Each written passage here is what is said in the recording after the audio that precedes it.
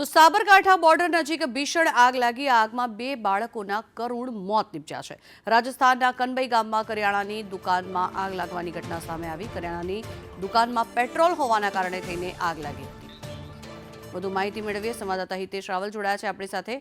જી, જણાવશો, કરિયાણાની દુકાનમાં આગ લાગવાનું મુખ્ય કારણ શું હતું? શું છે સ્થિતિ હાલની?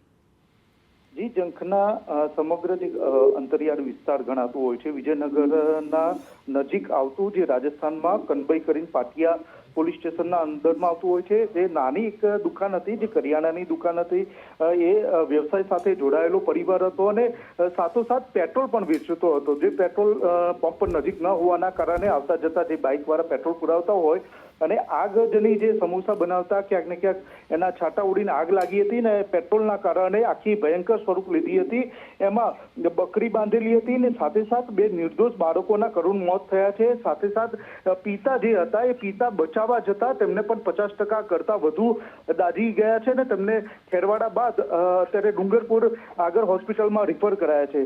જોકે આ જીવલેણ જ્વાળાઓથી આખું ઘર અને બાળકો દાઝી જતા આજુબાજુમાં સમગ્ર માહોલમાં ચિંતાતુર બન્યો હતો અને આકસ્મિક દુર્ઘટનાને લઈને ગામ ઉપરાંત ખેરવાડા અને વિજયનગર સુધીના આદિવાસી વિસ્તારમાં શોકની લાગણી ફેલાઈ છે. જી, જંગના. જી, આભાર હિતેશ સમગ્ર માહિતી બદલ.